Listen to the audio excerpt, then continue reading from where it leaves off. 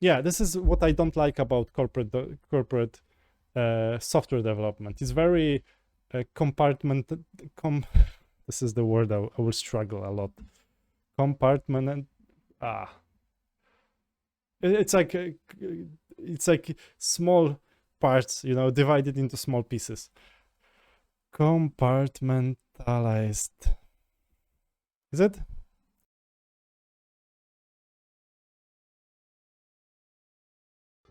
I like this animation. Very sexy. Download for you for what is it doing actually?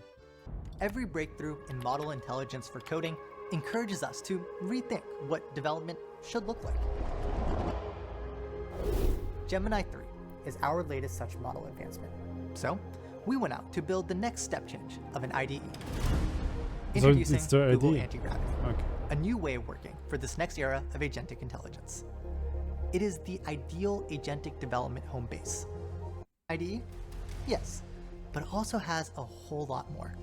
We started with the core IDE and added pieces that evolve the IDE towards an agent-first feature, such as browser use, asynchronous interaction patterns, and an additional novel agent-first product form factor. Yeah, looks cool. I mean, yeah, I might test it actually soon. Should I? Yeah, I might. Is it free or like, because I've seen the pricing already, so do I have to pay to test it and then... But I'm already paying for Copilot, so do I want to? Helping you experience liftoff. See, oh look, they have actually the .google. That's cool. They should have done it ages ago. Your new focus is architecting the solution. They should have actually, instead of anti-gravity, they should say like AI IDE .google. I would do that. Not implementing. Because then you have to do like, you have to teach people what anti-gravity means. Every single step. That's just me. So congratulations. You have been elevated to a manager of agents. Instead of an agent living in your tools are now instruments for many agents. The agent begins to work autonomously by creating an implementation plan and activating multiple surfaces to complete your request. Our agent is more capable, tackling complex tasks, and even doing so in parallel, letting you ship more than ever before. You can verify your code quality at a glance, then ship with absolute confidence. Well, you can verify your code quality at a glance. What that even means? Like, this is just like marketing crap.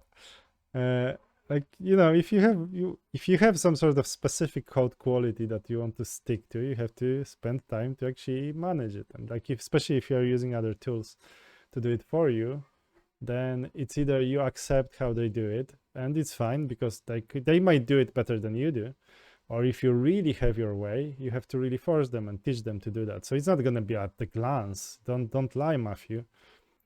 The agent can automatically take browser screenshots of bug fixes or even screen recordings of feature implementations, proving the work was done and tested.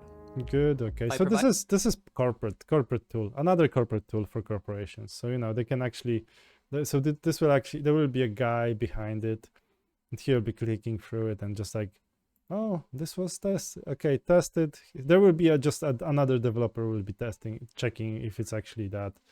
So it's just like another tool, another abstraction for between you and your code. And yeah, that seems like it's probably doing it correctly, you know. But the thing is, like, as I'm saying, like, I'm already paying for Copilot, so they have to convince me that it's actually better than Copilot or how it's replacing it. And for now, they're just like, he meant front-end code quality, proper indentations. Yeah, but indentation, like it's already solved problem like ages ago. We used to have we still have, you know, the linting libraries. So that's, you know, that's not something like indentation is nothing. Like this is not really a problem in IT. I mean, maybe in Python a bit more, but like it's still something that, you know, like in JavaScript, you just save your file and it's getting indented. When it comes to code quality, I can understand what he means in a way, but like it's not going to be at the glance, you know. Like if you want it to have your own way, because code quality is something very subjective. It depends of you actually more than like I know there are some rules, and you will find articles that say that this is how what code quality means, or like how good code is written. But this is actually someone's subjective opinion. It's not always actually what's for example better for performance of your application. It might actually even be worse, because in fact, you know, some of the methods are actually worse than making your code slower, or like more you know, more process heavy. So that's not always a way to judge it, you know. Just because it sticks to some rules, it doesn't mean that it's better, or it's actually creating a better application or better software. And tested. By providing these instant, verifiable artifacts, you can confidently trust and merge the code without hours of manual. Okay. Lots of, see, like he's trying to bullshit his way through it, I think, because like by providing, okay, let's say. And tested. Yeah. By providing these instant, verifiable artifacts, you can confidently trust and merge the code without hours of manual review. Okay, I think you should judge it yourself, but I think he's not even talking about what was just showed. So what artifacts there, like, were? Maybe I didn't recatch something. Maybe I was just bullshit, you know, talking myself too much, but yeah, you can verify your code quality at a glance. Okay, yes, this was lie. We obviously proved that. Ship with absolute confidence. And ship with absolute confidence the code that you haven't seen almost, you know, because you just glanced on it. Okay, so that's something you will be confident about. I'm sure. This is like, yeah, this is the beauty of AI, you know. You don't see your code. And I'm actually, like, the app I'm building now is something that I know my code probably like, if I read it more, I would probably know like 80%, like 60% of what it's doing. But I kind of read like half of it, maybe. I've seen half of my code. So I, like, you know, and if I do it at the glance, and I didn't glance only on it, you know, I read it. And like, so this is like, you have no certainty that this code is good and good quality, if whatever that means even for him. The agent can automatically take browser screenshots of bug. Yeah, okay. So that it's taking automatically bug fix screenshots. Okay, agent the browser screenshots of your bug fix. Okay. Fixes, or even screen recordings of feature implementations. Okay. I have taken the main page screenshot. Now I click delete card based on them. Proving the work was done and tested. I don't know if it's actually doing I don't know if it's actually proving that it was tested even. Like, you know, he says that. Like, it's not tested until you see, like, because the thing is, like, this part was maybe tested. So this is actually what I don't like about sort of corporate software writing, you know? You're actually putting tasks or like bug fixes to fix something here, but you're not really looking at outside. So like, if you're like the way I'm building now up, if I'm okay, so I'm trying to fix one thing, but I'm still looking around everywhere, you know. I'm still looking if this is not causing other errors somewhere else, you know, and how it's actually being saved, and whether this change didn't change something somewhere else, because I still have to test it all, because I'm responsible for my app. And this is actually, this kind of testing looks like something that we do in corporations quite a lot, where you just like look at one point on the screen and just test this. You don't really care about the rest of the app. If your agent just broke it, you don't really look at it, because you are actually looking at your small, you know, widget here that displays some flowers. By providing these instant verifiable artifacts, you can instant verifiable artifacts. I don't really see, like, I don't really understand what he's talking about here. I don't like he's actually responding to what was just shown on the screen. But judge yourself. I think that's something like, you know, just listen to him. Confidently trust and merge the code without hours of manual review. Okay, yeah, see, like, this is a lie. You know, so one actually contradicts the other one. So you just looked at you just had a glance at your code. So you just trust that your AI did it correctly.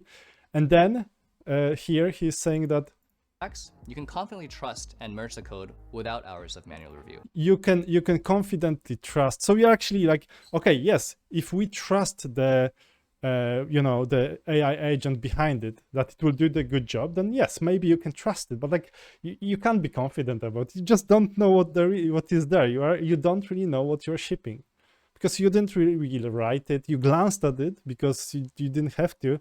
It showed you some pictures here, and it says that it's actually done. So this part is done. But this is actually, yeah, this is what I don't like about corporate software development. It's very this is the word I will struggle a lot. It's like small parts, divided into small pieces. Compartmentalized. Is it? Okay, I can't say it. So it's basically you are just testing like small things, and you don't really care about the rest of the app. And especially with those agents, you don't really know what's going on there. You don't really know what was done. So you can't be confident about what's there because you didn't spend time actually looking into this code. You don't understand it. You don't know what's there. Yeah, so I don't know. Like it's very nicely done. Look at this. This is here to distract you almost, ooh, look at here. But this is, he's actually, what he's saying is actually contradicting what was just shown a moment ago. And he's contradicting what he just said like a moment ago, because like, yes, this is, you just glanced on it. You didn't spend time that is necessary for you to be confident about your code. I don't believe that you can actually give me confidence in the solution, that I can be confident about what your solution will do for me. Antigravity eliminates the pain of trying to polish near-perfect results. Like, I don't like those names even, antigravity. It's just so vague that it doesn't really tell you what it's doing. Antigravity eliminates the pain of trying to polish near-perfect results. Okay, how? By easily guiding the agent's 90% solution all the way to 100%. How? Now let's say the agent produces a landing page mockup with nano. Okay, that's nice. I like those mockups. This is useful. Although, like back in the day, I would just copy and paste something. If I needed to have like a quick mockup of landing page, I could find it online. Maybe, and it's also like, because this is just creating something. You can give it colors or stuff. But this will just create a mockup. Yeah, build a landing page for flight tracker website. So wherever the design and everything, it will just mock something up, obviously, for you, which we like. Actually, we like it AI for that, and I used AI quite heavily for that within the last 6 months, maybe. I've done actually quite a lot of that stuff, Are you a developer by profession? Yes, I've been working as a software developer for 15 years, way before AI. So I should bring water with me, because now I'll be coughing here. Banana. And you now want to make some UI adjustments. Okay, so this is nothing unusual. What they did was something that you could ask any AI agent now. So this is nothing unusual. Okay, this is nothing great. I mean, nothing extraordinary. Copilot did it already many years ago. I mean, like 3 years ago.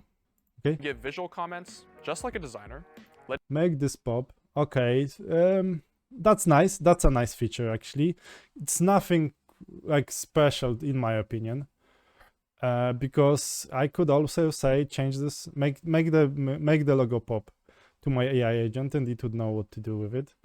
You leave feedback exactly where the improve this. That doesn't mean anything. Okay, so that I don't know if it's even like if it's even worth it. Okay, so this doesn't convince me yet, but okay. And this is quite generic page that obviously will do stuff for you, maybe even good. Problem is, and you can also leave comments on code diffs. Fix this. Okay, fix this. That's what you could do exactly with your. Where the problem is, and. Okay, this is something you could do with. you can be vague with your AI agent now, you know, so you can be vague with your Copilot, and it will actually maybe do something with this. Like you can maybe, also leave comments on. Maybe it will fix this, and it will not know what you mean by fixing this. If you don't like how it's importing, or maybe I don't really know what's there to fix, to be honest, but because this is letting you leave feedback these are just exactly imports. where the So problem is. And so just React imports. Okay, maybe you don't like CSS to be imported there. I don't know why. What's wrong with it? Create route. That looks like normal React. Why would you fix that? Okay, change this. React router. That looks correct as well. I think. Okay, but like what's broken here? React DOM. That's not really a fix. Create route. So you're actually replacing this with that. This is nothing. You did nothing. Because that's like even like, yeah, you did nothing. You really did nothing. You can also leave comments on code diffs or feedback. Okay, how did you fix that? Screen okay. recordings of browser use. Connect this to Google Calendar. Oh, that's nice. Although, like, this is like, I could give it to my AI agent now. Like, this is cool feature, I would say, but I would, without it, I'm still building my app quite quickly. I will just say connect those inputs, connect them to Google Calendar, or connect this page to Google Calendar. I think like Copilot would fix it.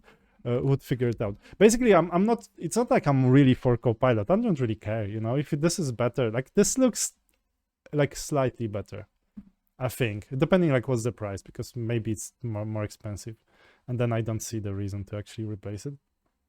But this, yeah, okay, that's nice, but nothing unusual, nothing special there. It's a brand new way of collaborating with agents. No, it's not. It just added this select feature. It's like, you know, if I was actually going to start with with agent mode, you know, like working with agents, maybe I would actually consider this or Copilot. So maybe that would actually convince me a bit. But like, I don't really see that you should. I don't see the reason why you should really change much. Like it would change much. The thing is, like, most of software development is not really the problem with software development is not creating like simple websites, you know. This is actually something that we used to do in a couple of hours, and now we do it in a bit less, you know. It's slightly less than we used to. I think we are saving like 40% of time, or maybe 50% of time for those kind of pages. So this is landing page. So those landing pages, you know, I would get interviews where in 2 hours I would have to implement that with CSS and Java and HTML. And so yeah, now we kind of save a bit of time. But then like it doesn't really tell you why do you need it even as a product. And this is the work we don't really do that much. It's a brand new way of collaborating with agents, and you're gonna love it. Say goodbye to what held you down before.